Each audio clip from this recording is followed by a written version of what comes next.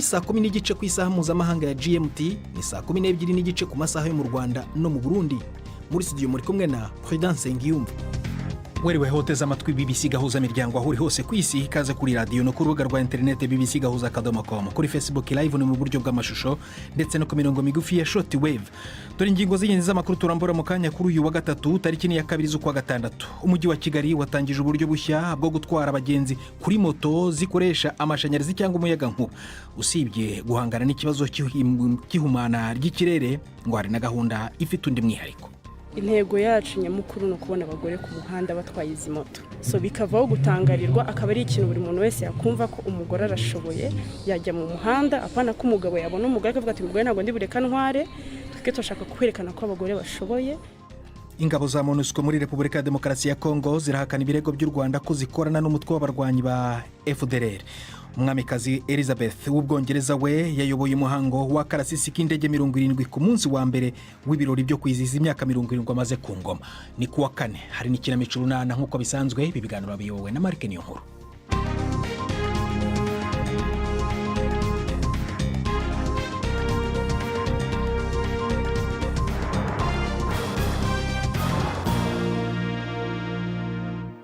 Ikaze ku makuru arambuye, duhera hano mu Bwongereza aho umwamikazi Elizabeth yayoboye umuhango wa karasisi k'indege 70 ku munsi wa mbere w'ibirori byo kwizihiza imyaka 70 amaze ku bwami.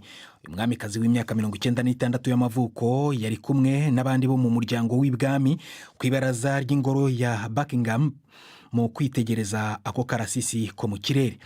Uko hagaragara kwe kwateye amashyi menshi cyane y'abantu ibihumbi bari hafi aho.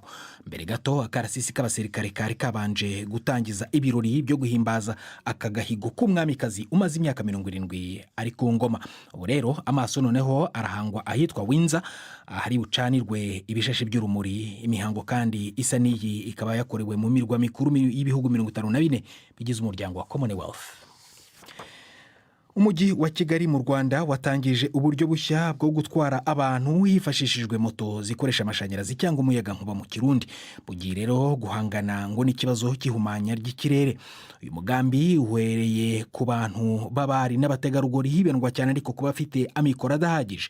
Umujyi wa Kigali uvuga ko ibi binyabiziga bishya bizawufasha kubungabunga ikirere cyawo gikomeje guhumanywa n'umubare munini w'ibinyabiziga bikoreshwa na moteri ya peteroli. Ku ikubitiro iyi gahunda iratangirana n'ab'igitsina gore. Inkuru irambuye tubaza umunyamakuru wacu Jean Claude Mwambutsa. Umujyi wa Kigali uvuga ko uyu mushinga utangiranye n'abakobwa cyangwa abagore 120 barimo bamaze amezi 3 biga gutwara moto no kuyikanika. Batoranyijwe hibanzwe cyane ku bafite amikoro makeya, abakobwa bacikirije amasomo ndetse n'ababyariye iwabo. Uyu mushinga urashishikariza abakobwa kwitabira umwuga usa n'uwihariwe n'abagabo. Nubwo bamwe barangije kwiga, igihe cyo kujya mu muhanda gukorera amafaranga cyo ntikiratangazwa. Ngo haracyakenewe kuboneka moto zihagije kandi abambere bakaba bagomba kuzihabwa ku buntu. Umujyi wa Kigali ufatanije uyu mushinga n'ikigo cy'abikorera Safi gikwirakwiza izi moto zikoresha amashanyarazi. Ornella Uwobasa wigisha aba bagore avuga ko imyumvire ikwiye guhinduka. Intego yacu nyamukuru no kubona abagore ku muhanda batwaye izi moto, so bikavaho gutangarirwa, akaba ari ikintu buri muntu wese yakumva ko umugore arashoboye yajya mu muhanda, apana ko umugabo yabona umugore akavuga ati umugore ntabwo ndi bureka ntware.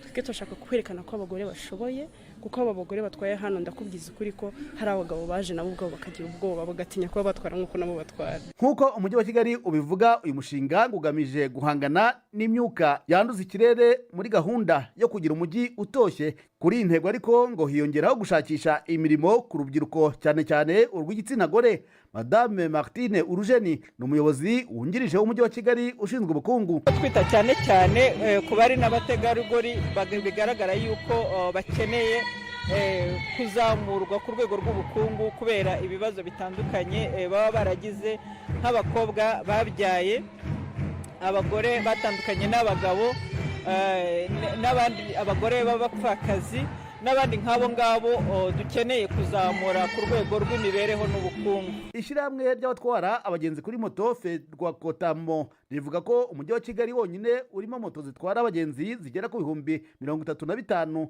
kugeza ubu urugero rw'ibinyabiziga bikoresha amashanyarazi byinjira mu gihugu ruracyari rutoya cyane. muri uyu mwaka ikigo cy'igihugu cy'imisoro ngo cyanditse imodoka zitarenze 150 zinjiye ku butaka bw'u Rwanda zikoresha amashanyarazi. Tukiri ku makuru afitanye isano n'u Rwanda, abasaba ubuhungiro mu Bwongereza bavuze ko bari mu muhangayiko batewe nyuma yo guhabwa integuza ko bazirukanwa mu gihugu ku ngufu bajyanwa mu Rwanda muri gahunda y'amasezerano mashya. Benshi muri bo barimo abenegihugu ba Misiri, Siriya na Sudani babwiye BBC ko bari mu myigaragambyo yo kwicisha inzara kandi ko babona ko ngo kwirukanwa mu gihugu cy'Ubwongereza ari nk'ikintu kibi kurusha urupfu. Guverinoma y'Ubwongereza ivuga ko iri yirukanwa riteganyijwe ridashobora ndetse kujuririrwa riri mu kugerageza kuvugurura icyo yita uburyo budakora neza bw'abashaka ubuhungiro mu gihugu. Ivuga ko iri gufata buri ntambwe ishoboka yo kurinda ko hari abakwikomeretsa cyangwa bakiyahura bari mu bigo bijyanwamo abagomba kwirukanwa mu gihugu ku ngufu. Tujye muri Yemen, aho Loni yatangaje ko igihe cy'agahenge muri icyo gihugu cyongereweho amezi 2. Inkuru ya Sebastian Asha muragezwaho na Florentine Kwizera. Intumwa idasanzwe y'ishirahamwe mpuzamakungu ni muri Yemen, Hans Grunberg, yakwiragiye akarere agerageza kongereza ikiringo cyo guhagarika intambara mu gihe c'imfata kibanza kandi akigoro kiwe karonse umusaruro wahuriranye n'umunsi kiringo cari gihasanzwe cari kirangiye. Kuva ko gahenge gatanzwe mu ntango z'ukwezi kwa 4, avuga yuko abanyayemen baharonkeye akoyoke kaboneka. Mu nyungu zavuyemwo harimo kugabanuka cyane kw'ibitigiri by'abanyagihugu basanzwe basiga ubuzima muri iyo ntambara, gutanga ibitoro byari bikenewe cyane nako kuriyongera ku kivuko ca Hodeida, eka ndetse no gusubira kurekura indege za gisivile zava mu mugwa mukuru Sana ubwa mbere kuva muri 2016. Ntawovuga ariko ko byose byashobotse.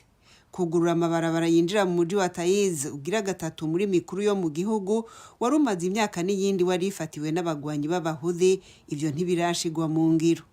Ariko intambwe zerekeza ku mugambi w'amahoro ziriko ziratangura gutegwa. Mu mezi 2 ari imbere hashobora no kuboneka umurindi mushasha wozana n'icizere yuko ako gahengwe gashobora kuvyara ihagarikwa ry'intambara rya burundu. Perezida wa Afurika y'Epfo Cyril Ramaphosa yahakanye ibirego byishimuta no gutubura amafaranga binyuranye n'amategeko. Bwana Ramaphosa yavuze ko azakorana n'iperereza rya polisi kuri ibi birego bivuga ko yatanze amabwiriza yo gushimuta no kwica urubozo abagabo bakekwa kwiba miliyoni 4 z'amadolari mu rwuri cyangwa ifamu ye muri 2020. Ibi birego byatanzwe n'uwahoze ari umuyobozi w'urwego rw'ubutasi muri Afurika y'Epfo Arthur Fraser, wavuze ko abo bagabo bahawe bitugukwaha cyangwa ruswa kugira ngo banume. Bwana Fraser yavuze ko yahaye ibimenyetso polisi birimo n'amafoto, amakonti ya banki ndetse n'amashusho abyerekana uko byagenze. Iyi ni BBC Gahuza Miryango, urayumva no kuri Kisoro FM muri Uganda, kuri bbcgahuza.com cyangwa kuri Facebook live mu buryo bw'amashusho. Ushobora kandi no kutwumva ugiye kuri podcast aho ushakira ibindi biganiro bya BBC Gahuza. Saa moya zirabura iminota 22 mu Rwanda no mu Burundi. Hano mu Bwongereza i London ni saa 11:38. Ndi Prudence Njyo. BBC Gahuza Miryango Igoma ni kuri FM 93.8. Abambasaderi b'ibihugu by'umuryango w'Uburayi EU bemeje bwa nyuma ibihano 6 nako byafatiwe Uburusiya, ariko nyuma y'uko Hongiriya yinubye umushumba mukuru wa Kiliziya y'Abaorthodoxe mu Burusiya Kirill, akaba anashyigikiye Perezida Putin mu ntambara ye kuri Ukraine, yakuwe ku rutonde rw'ibihano. Abadiplomate bavuga ko hari uburakari bukomeye kuri Hongiriya yazamuye imbogamizi, cyane cyane ko yari yanahawe ibyo yifuzaga kuri gahunda yindi y'ibihano byo guca peteroli iva mu Burusiya muri iki cyumweru, igihe ibihano ku buryo bugari byemezwaga. Cyakora amakuru ya BBC, umunyamakuru wa BBC uri i Buruseli aravuga ko kuba ibihano byashoboye kwemezwa aricyo kintu cy'ingenzi kurusha ibindi. Inzego z'umutekano muri Guinea zirashe umuntu umwe mu myigaragambyo yo kwamagana izamuka ryo ku rugero rwa 20% ku giciro cya peteroli. Abo mu muryango w'uwishwe, umusore w'imyaka 19 Tierno Mamadou Diallo, baravuga ko yarashwe mu mutwe mu gihe cy'imyigaragambyo mu murwa mukuru Conakry. Imyigaragambyo yarayibaye ejo hashize ikomeye cyane kuva ku yindi yabaye mu kwezi kwa 9 ku mwaka ushize wa 2021 igihe igisirikare cya Guinea cyahirikaga Perezida Alpha Condé ku butegetsi. Uracyumva BBC gahuza miryango, reka tubanze tubashyiriremo ikinamico urunana mu gihe interview cyangwa se ikiganiro twagiranye na MONUSCO nabararikiye mu ntangamarara kigitegurwa.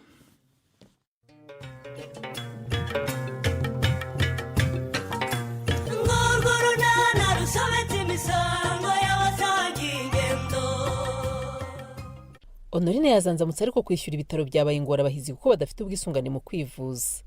Hagati aho kwa Bushombe mu Gihirahiro ni urunana. Kere wimamagara oba, kora ibyo bakubwiye nanjye ngiye gukora ibyo bambwiye. Ngwino urebe ko iki kiraro kimeze n'ukuri. Nyirebamo iki se? Kora ibyawe nanjye ngiye gukora ibyanjye. Cyangwa rero niba ushaka ko tugurana akazi nabyo ndabyemera. Ngwino urebe ukuntu ikiraro bakigize. Sinzi umuntu wagishenye. Mana we, uziko za hene zacu nkuru nazirimo. Ihene zacu zagiye we. Kerewe hamagara papa zerebe. Muhamagara umubwire ko ihene zacu zatorotse. Papa, mama, papa iwe. Mwakoze ibyo twababwiye mwabana mwe. Cyangwa uyu munsi murashaka kujya kwiga mukererewe. Maze ihene zacu zagiye. Umwana avuze gukira. Niko oba. Ihene zagize gute? Zagiye, mwaje mukareba se. Ngwiki. Ihene zangise koko zagiye. Niko ubu zagiye ko. Baba we. Dore kandi hagiye zimwe nkuru rwose gusa. Dore ahantu zaciye papa ngaho zamennye rwose zisohoka. Kiriya gihene gikuru n'ubundi kigira imbaraga nyinshi, nta gitangaza kuba cyamennye ikiraro kikisohokera. Ubu se turashakira hehe koko mana yanjye we. Niko reka ubutesi kankwanze rwose, ariko urumva ko ufite ubutesi nk'ubw'abana. Urabona ihene zo zamennye ahantu koko iki kiraro zakimena bigashoboka se wowe. None se urashaka kuvuga ko ari abajura bacukuye Bushobo? Icyo utabona ni iki se? Ubu urareba ugasanga ihene ubwazo zo zamennye iki kiraro koko kankwa. Kawe mana we. Niko none se zakimena bwo hagenda inkuru gusa ko n'utwana twakurikiraho. Ariko ishyari ry'inyarurembo tuzarihungira he koko? Ubu kandi batwibye kuko babona tumaze kubakirana, dusigaye dufite moto. Icyo mfa nawe kandi ni icyo ngicyo. Ikibazo kikavuka aho waretse ngo dushaka umuti ngo gikemuka ugatangira kurira no kujya mu byo yawe. Ubusurambuza kurira ngo nseke kandi batwibiye ihene Busho. Nugushaka icyo dukora mu maguru mashya kugira ngo rwose ihene zacu zigere. Naho se kurira urarira se ngo bikemure iki? Ciceka aho ngaho. Bega bagome. Ese ubwo ntugira ngo ndakwemerera kuryama utongeye no kunywaho ikindi gikoma kuko nori? Nta kintu nshaka kunywa Kareme, icyo nanyweye kirahagije. Wakwihanganye ukanywa koko. Erega ntacyo ndashaka gushyira mu nda, ni ugupfa kunywa gusa. Ugomba kwihata ibiryo rero, ukananywa cyane kugira ngo ugarure amaraso watakaje.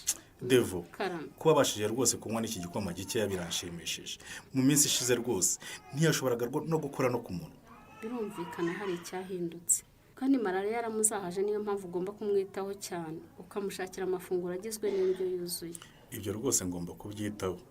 Harya si ukumutegurira ifunguro ririmo byubaka umubiri, ibirinda indwara n'ibitera imbaraga. Yego, ariko ukibuka ko mu ifunguro rye hatagomba kuburamo kimwe mu bikomoka ku matungo.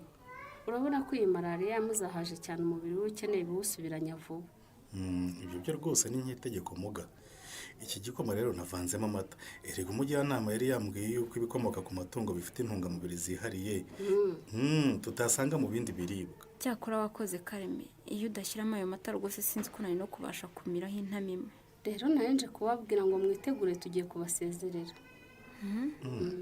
Ko mudusezere kandi numva ntarakira muga. Ningera mu rugo sinzakomerezwa. Oya ntacyo uzaba muri. Gusezerera umurwayi twamaze kubona ko yakize. Igisigaye ari ukwitaho kugira ngo agarure imbaraga. Kareme, ndakumva. Ujye kureba impapuro ziriho ibyo usabwa, ujye kwishyura kugira ngo mutahe hakiri kare. Ubuse ko nshimye nori nakize, aya mafaranga ndayakura he koko? Akayabo muri munce ndagakura he muga? Ko yanari mfite yose nayamariye mu bitaro bikuru. Urayashaka? Ndayashaka yuko mfite ubwoba muga. kwivuza umuntu adafite mitiweli rwose nabonye ari akaga gakomeye cyane cyane pe. gusa amafaranga nishyuye ku bitaro. si byo duhora tubabwira se Kareme, hari umunsi tutababwira ko kutishyura mituweli ari bibi cyane. ibaze noneho kuba utarayishyuye uzi neza ko ufite umugore utwite mu nzu. none se niba ari uko ntamenyereye kugenda n'ipikipiki niyo mpamvu nari nkishakira umunyenga rwose. ariko nawe ubu se ubu tuhageze gute aka kanya? uyu muntu ataduhagurutse. shava kuri moto dushaka ihene nizo zatuzanye Stefan. none se ko ihene zisa zose ubwo urumva tuzimenya dute wa mugabo? ariko kugira ngo ngiye bushombe ndoroshye. ihene zanjye zose nazisizeho ibimenyetso ntabwo nazeberwa rero. ubwo se washyizeho ibihe bimenyetso koko bushobo? umva ku mahembe yazo nagiye shyiraho utumenyetso keretse uwazibye niba yahise azica amahembe akayajugunya. ubwo se ku mahembe y'ihene washyizeho ibihe bimenyetso bushobo? ariko wowe uranyinisha. hamwe handitse inyuguti ya K, ku rindi hembe hakandikwa inyuguti ya B. ubaze inyuguti ya K na B bivuze iki? ariko nawe umwana ko ukuvuga ko wigize Kabushungwe rwose Nyarurembo. ntabwo ari ibyo yashatse kuvuga bya Kabushungwe, ahubwo ubwiriho inyuguti ya K bisobanuye Kankwanza, nawe iri inyuguti ya B bisobanuye Bushombe. umva kora rwose ugira ngo gende rushye ahubwo turi gutinda gusa. uri umuhanga Bushombe. iki kintu nta muntu wapfa kugitekereza rwose uretse wowe Bushombe. nta wundi pe. ubu rero nyine reka twinjire mu isoko turijagajage. yego wabona tugize imana rwose tukagwa ku cyazibye cyaje kuzigurisha. ariko mana yanjye we Gitefa, nimfata icyo gisambo umuriro uraka nkubwire umuriro uraka nongere nkubwire ngo umuriro uraka. ubwo rero ngewe ngiye guhera kuri uru ruhande sibyo? ndahera kuri bacururizaho ingurube, nawe uturuke kuri ruriya ruhande nyine bacururizaho inkoko n'inkwavu, turahurira hagati nyine hari abacururiza ihene. nuko tugiye kubigenza. ariko rero reka mbanze ndeba aho nsigaye moto yanjye kuko sinayinjiza mu isoko ry'amatungo ta.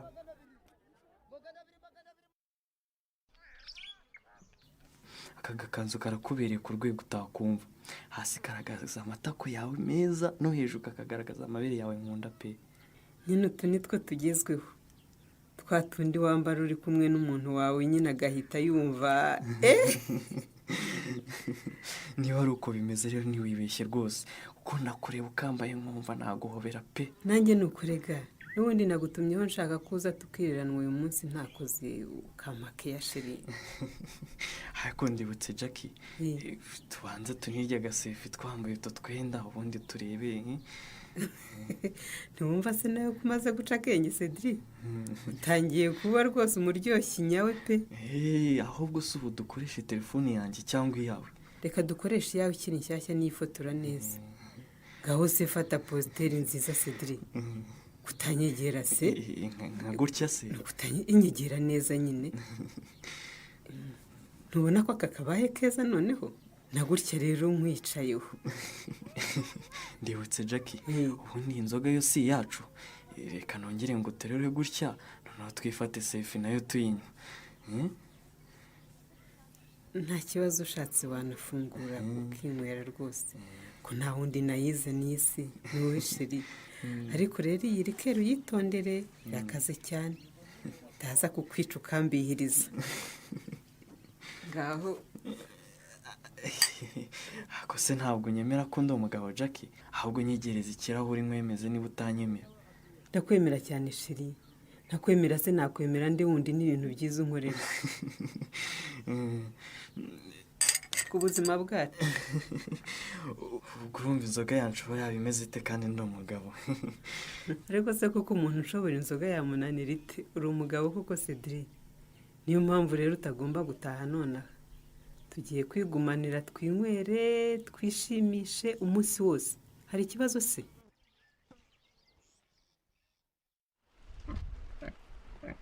Nyiramari, ndagira ngo rwose mube mumpaye avanse ku mushahara nishyure ibitaro.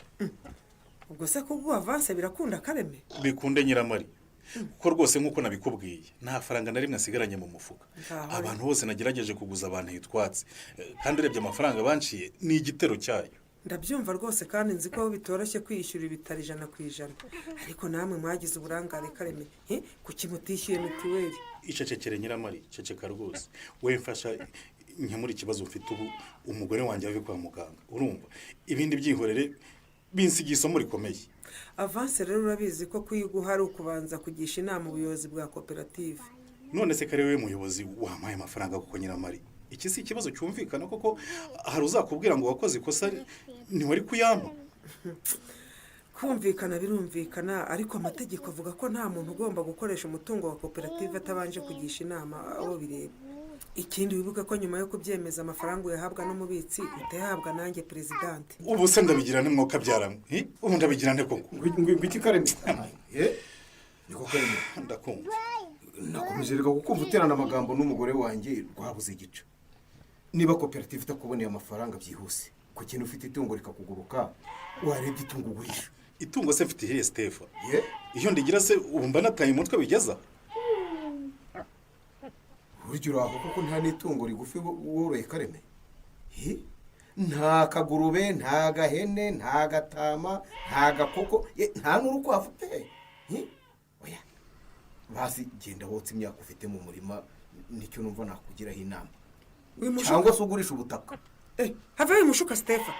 None nagurisha imyaka yahinze, uwo mugore nakira bazarya iki ko azaba yabigurishije? Nacyo ni ikindi kibazo. Umva Kareme, burya nta mugabo wambuka itema atararigeraho. Wowe reba icyo ugurisha ukemura ikibazo cyo kwa muganga. Ejo ni musonza uzashaka ubundi buriya nyine uzakemura icyo kibazo cy'inzara. Ikibazo nuko gushaka kugura iyo myaka cyangwa se umurima byansaba rwose igihe kirekire ntafite Stefa. Oya ho marabakire bashaka imari barahari. Kandi abafite amafaranga ntago babura Kareme. Kuva mu gitondo kugeza ubu ngubu rwose Honorine bamusezera ategereje ko nza nkishyura tugataha. Ibyo byo gushaka abakiriya se urumva nabivamo ryari koko Stefa? Ubu rwose icyo nshaka naho nkura amafaranga cash nkajya kwishyura ibitaro, ibindi nkazaba mbitekerezaho nyuma. Amafaranga cash sibura yakura hehe?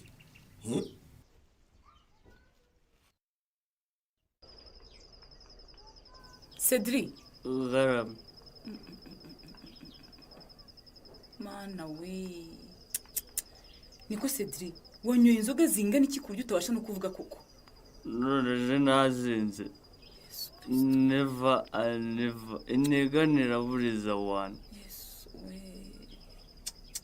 Cedric, wowe uri kwireba koko ntiwitera agahinda. Urasinda kugeza aho utabasha no kwigenza. Ndakomerega nuko nyine gusa nkakubundi ntugire wasi. Agira akaboko nyegure. Yesu Kristo we. Ngaho mfata ku rutugu maze tujye mu nzu.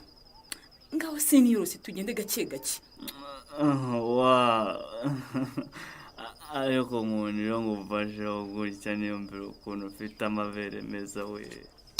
Gicucu gasire krokodile nta soni. Cedric urankora?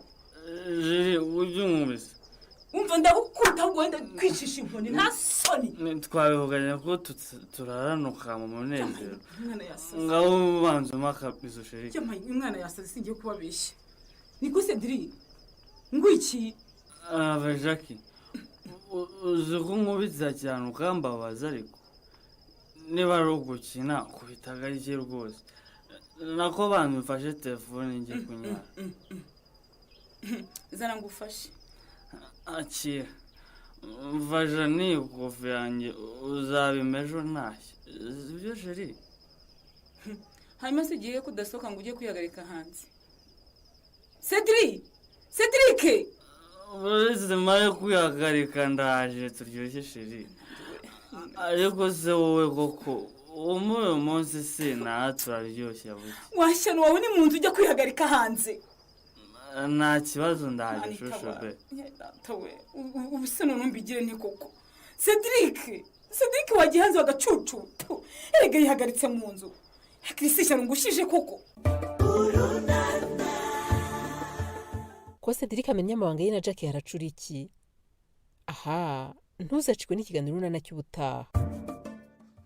reka noneho nk'uko nari basezeranyije rero tugaruke ku kibazo cy'ihungabana ry'umutekano mu burasirazuba bwa Repubulika ya Demokarasi ya Kongo kubera imirwano yadutse hagati y'umutwe w'inyeshyamba za M23 n'ingabo za leta. Amakuru aravuga ko ubu hari agahenge ndetse na bamwe mu baturage bari barahunze batangiye gusubira mu byabo. Hagati aho intumwa yihariye y'umunyamabanga mukuru wa Loni Bintou Keita muri Kongo yageze mu mujyi wa Goma muri iki cyumweru, aho yavugiye ko hakenewe ingufu zikomeye za gisirikare kugira ngo zishoboke kugira ngo umutwe wa M23 uneshwe burundu. Navuganye n'umuvugizi wungirije wa MONUSCO Nindeye Kadiyo, ntangira mubaza uko byifashe. Imbaraga zacu zigomba gukomeza kugira ngo turangize ikibazo cya M23 burundu. Icya mbere ni ugukoresha imbaraga za gisirikare no gusubiza ubushotoranyi ubwo aribwo bwose cyangwa igitero. Urabizi MONUSCO yakoresheje ubushobozi bwayo bwose harimo n'indege za kajugujugu kugira ngo isubize ku bitero byayigabweho ubwayo ndetse no gufasha ingabo za Kongo. Kandi izakomeza kubikora kuko intego zayo ni uguhora irinda abaturage b'abasivile, kandi izabikora ishizemo imbaraga mu kubahiriza uburenganzira bwa muntu ndetse n'amategeko mpuzamahanga ajyanye n'ikiremwa muntu. Icya kabiri umuntu yashimangira ni akamaro ko gushaka igisubizo cya politike mu gihe impande zose zigaragaje ubushake. None se MONUSCO iri mu mirwano ku buryo butaziguye na M23? MONUSCO ifite inshingano zo gushyigikira ingabo za Repubulika ya Demokarasi ya Kongo. Izo nizo nshingano zayo, kandi ubufatanye bwacu bushingiye kuri politiki yo kwitondera ibijyanye no kubahiriza uburenganzira bwa muntu. Nta kintu cyasimbura ibyo. Inshingano zacu za mbere nizo kurinda abaturage b'abasivile, nibyo bibanza. Mumaze kuvuga ko mushyigikiye guverinoma ya Kongo, kandi rero iyo guverinoma iherutse kwita umutwe wa M23 nk'umutwe w'iterabwoba. Namwe niho muhagaze? Kuba guverinoma ya Kongo yarise M23 umutwe w'iterabwoba n'uburenganzira bwayo, ariko twebwe ntabwo tuzinjira mu biganiro byo kwita amazina mu bijyanye n'amategeko kuko nta burenganzira dufite bwo kwita gutyo uwo mutwe. Niko nibaza. Ariko mushyigikiye guverinoma nyine yise uwo mutwe uw'iterabwoba? Yego, ariko tuyifasha mu buryo nakubwiye mu kanya. Nkuko nakubwiye, dufite inshingano zo gutera inkunga ingabo za leta ya Kongo, kandi tubikora dushyira imbere uburinzi bw'ubuzima bw'abasivile muri gahunda zacu, ndetse tunabikora dushize imbere iyubahirizwa ry'amategeko mpuzamahanga n'uburenganzira bw'ikiremwa muntu. Siho muhagaze rero, ntabwo mubona M23 nk'umutwe w'iterabwoba? Ibyo ntabwo dushobora kubijyamo ngo dutangire twita amazina cyangwa dushakire amazina imitwe iyi n'iyi. Nkuko nakubwiye, inshingano zacu ni ugutera inkunga ingabo za leta ya Kongo, kandi turabikora. U Rwanda rubarega gukorana n'umutwe w'abarwanyi ba FDLR. Muvuga iki kuri ibyo birego? Imikoranire yacu n'ingabo za leta ya Kongo ishingiye ku iyubahirizwa ry'uburenganzira bwa muntu. Ibi ntibirengwaho, kandi kurengera inyungu z'abaturage b'abasivile nibyo biza mbere. None se murahakana ibyo birego? Rwose. Hari abibaza impamvu MONUSCO yibanda cyane mu kurwanya umutwe wa M23 ariko ntibikore ku yindi mitwe yitwaje intwaro muri ako karere. Ibyo niko bamwe babibona, rero ntabwo nshobora gusubiza ku myumvire ya bamwe. Icyo dukora nakikubwiye. Mufite n'ubutumwa bwo kurwanya indi mitwe, sibyo? Nibyo dukora, ntabwo turwanya gusa M23. Muzi niba Kongo cyangwa igisirikare cya Kongo bakorana n'umutwe wa FDLR? Icyo ni ikibazo ukwiye kubaza abategetsi ba Kongo. Ariko ikibazo cyanjye cyari kumenya niba nkamwe muri MONUSCO mufite ayo makuru, niba Kongo cyangwa igisirikare cyayo bikorana na FDLR. Nakubwiye ko MONUSCO ifite inshingano zo gutanga amakuru yose ajyanye no kutubahiriza icyemezo cya ONU kibuza guha intwaro imitwe yitwaje intwaro, tukayaha impuguke z'akanama ka ONU gashinzwe umutekano zikurikirana ishyirwa mu bikorwa ry'icyo cyemezo. Nicyo MONUSCO ikora, kandi akanama ka ONU gashinzwe umutekano ku isi kagomba gufata umwanzuro kagendeye kuri raporo y'izo mpuguke nk'uko kabikoze mu bihe byashize. Ndeye Kadilo, umuvugizi wungirije w'ingabo za MONUSCO muri Repubulika ya Demokarasi ya Kongo. Ni nawe utugejeje ku musozo w'ibiganiro byacu kuri uyu wa kane. Ariko niba ari bwo ufungura radio yawe wamenya ko umujyi wa Kigali watangije uburyo bushya bwo gutwara abagenzi kuri moto zikoresha amashanyarazi cyangwa umuyaga nkuba. Ukaba rero ngo ari umugambi ugamije kugabanya ibyuka bihumanya ikirere cy'umujyi wa Kigali. Twari dufashijwe na Susan Lennon kugira ngo amajwi akugeraho ameze neza. Ikindi Prudence